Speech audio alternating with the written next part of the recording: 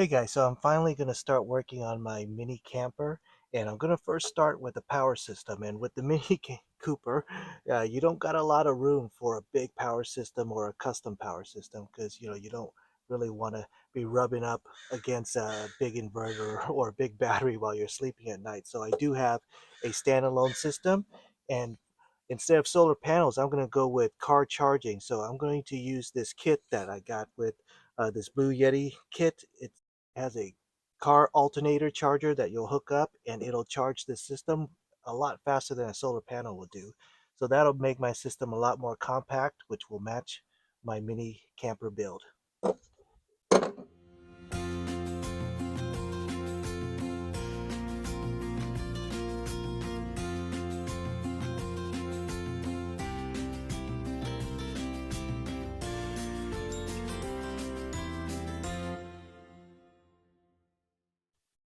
All right, so the system that I chose for this is this 1000 watt power system. And you can see it's not too big. And that's important because you don't want to overdo it and get a system that's just too big for the space that you have. But you don't want to get a system that's too small and weak that doesn't really power a whole lot of things.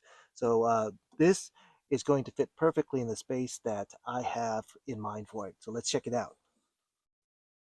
All right, so again, there's not a lot of space in this Mini Cooper, so you really want to be efficient with what you do. But I have this little gap right back here. And what I'm going to do is I'm going to use the system and I'm going to store it right there.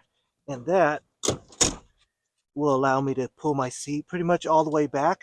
Let's take a look at the system. So it sits right there, really nice and clean, out of the way. And when I'm in camping mode, of course, I'll have the seat pulled forward and I could access the ports. Okay, so what we're going to do is we're going to plan on having my system right here and having the wires come out underneath and go to the car battery. All right, and for the DC to DC charger, it's this Bluetti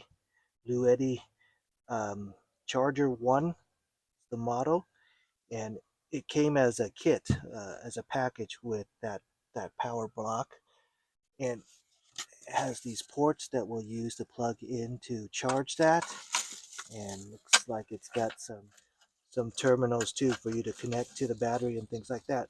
Okay, so let's hook this thing up. So as far as storage, this because this is not very big, it's going to store underneath the seat just fine like that.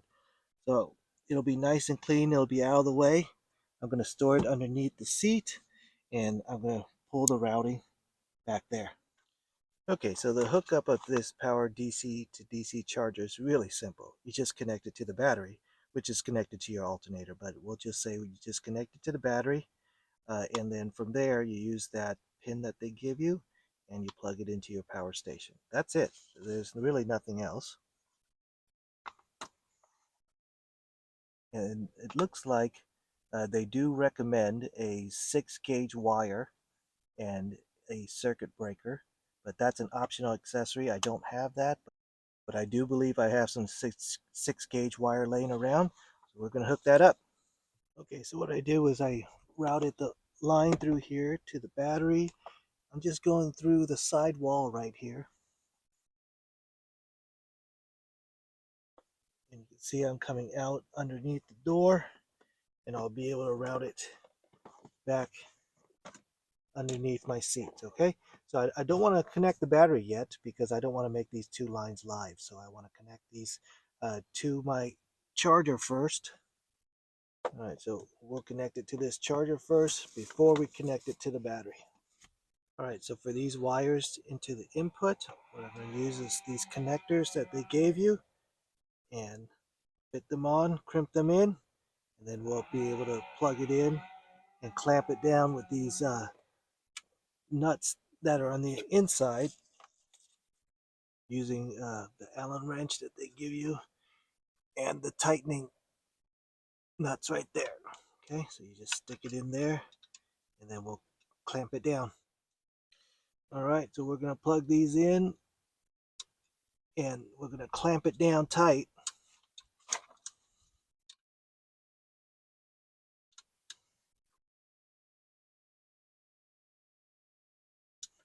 All right.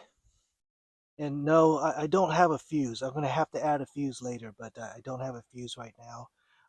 You do want to put a 60 amp fuse, just like they say in the diagram. Now we can connect the battery. All right, so up front, they'll give you these terminals for you to connect the wires to. So we're going to put on the terminals and connect it to the battery. Okay, so I crimped those things on, and now we're just going to connect it to the battery. All right, cap back on.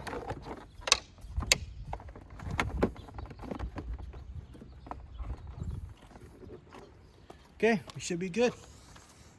All right, so coming back on this side, now I'm going to connect the output of the charger, and it's the same thing as this side. It's just a little bit smaller.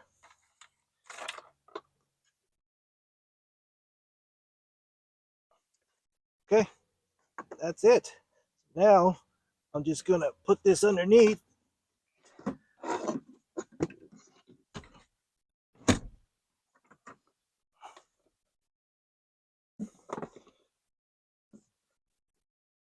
Just like that. And the wire I'm going to tuck underneath. I'm going to tuck underneath this plastic piece right here. Just going to tuck it underneath later. Right now, I want to just put it right now, leave it here right now, and test everything out first. We'll tuck it in later. Okay, so the power station comes with the cables that you need. This is the cable we need in this scenario. It also comes with one that you could plug into the wall and one for your cigarette lighter. And you're probably asking, well, why don't we just plug it into the cigarette lighter? Why are we using this DC to DC charger? Because this is a very slow charge. It's going to take forever. This DC to DC charger uses the alternator, so it's a lot faster.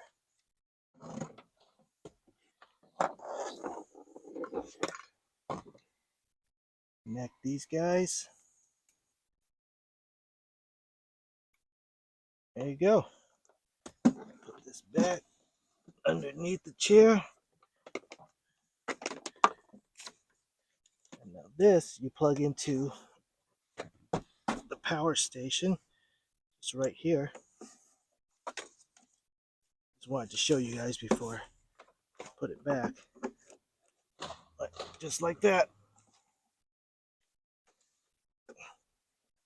Okay. So when you're running your car, you're also charging your battery.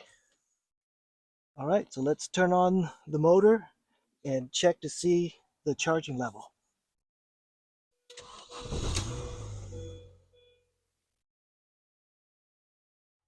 Okay, I pulled this out just so that we could see it. It's kind of hard to see back in there, but let's see. You can see it is registering the charge. And it just went from 57 to 58, and there's even an estimate of how much time it'll take. So to charge another 42%, it'll take 1.4 hours. So you can see that's pretty fast to fully charged. I bet when you're driving, when you're at higher RPMs, it'll charge even faster. All right, and you can see the DC input is 222 watts. So, if you had a 100-watt solar panel, this is going to be much faster than that. Twice as fast, well, it's probably a lot more than twice as fast, because if you had a 100-watt panel, I bet you're getting maybe 80 watts charging power. Okay, so it's working perfectly, so let's put it back down there, and we'll test it with one of my devices. Already at 59 now. All right, quick look at this power station. Here's that DC input that we use to charge the battery from the car alternator.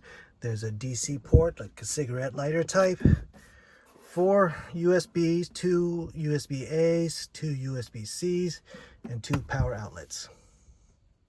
Over here on this side, there's if you want to plug into your home.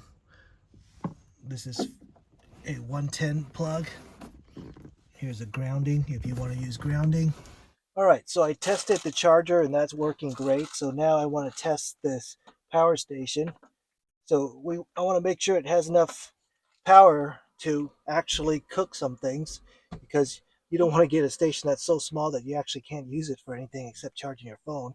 So I have this cooking kit right here. This is I think it's around 500 watts, maybe 600 watts cooking thing. Cooking hot pot, I guess you could call it.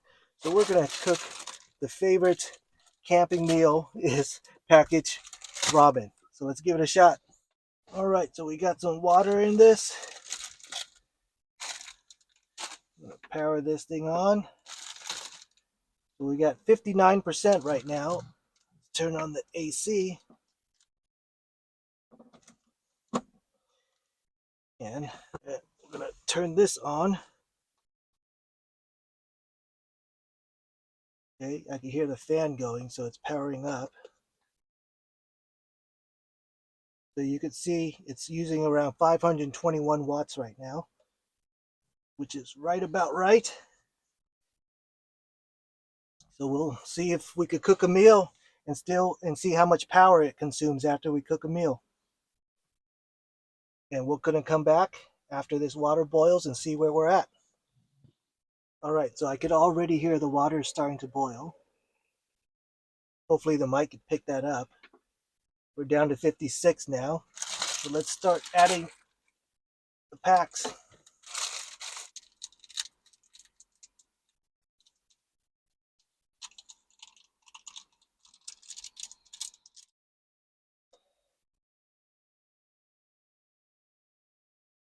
Let that boil some more before we put in the noodles. All right, I definitely hear the water getting hotter, and it's just about on the edge of boiling. See where we're at? We're at 52. Get the noodles ready. Now these noodles won't fit into here. So what I'm going to have to do, oops, get that out of there. I'm going to have to break it. Then I'm going to add them. You can see it's boiling. Already boiling. That's good.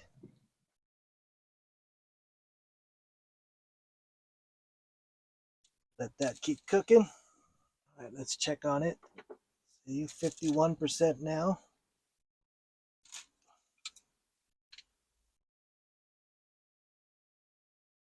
Getting nice and steamy.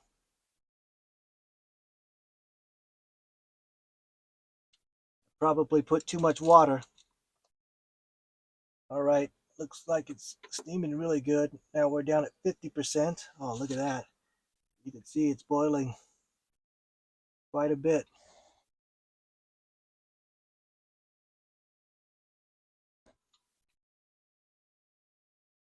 Just a little bit more before the noodles are soft enough. Yep, I think that's about right. See, we'll turn this off. So now we're down to 50%. So we were at 58. We made a ramen meal and we're down to 50%. So it takes around 8% for me to cook a meal on this hot pot, this electric kettle. Uh, I did another video where I reviewed this thing and it actually works pretty well.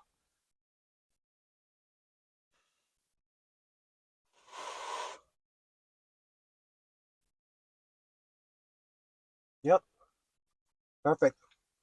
All right, so you could see this did a great job, and it only took 8% of my power to cook myself a meal, and it fits down there perfectly. So I think this is going to be the perfect size. It's not too big, it's not too small.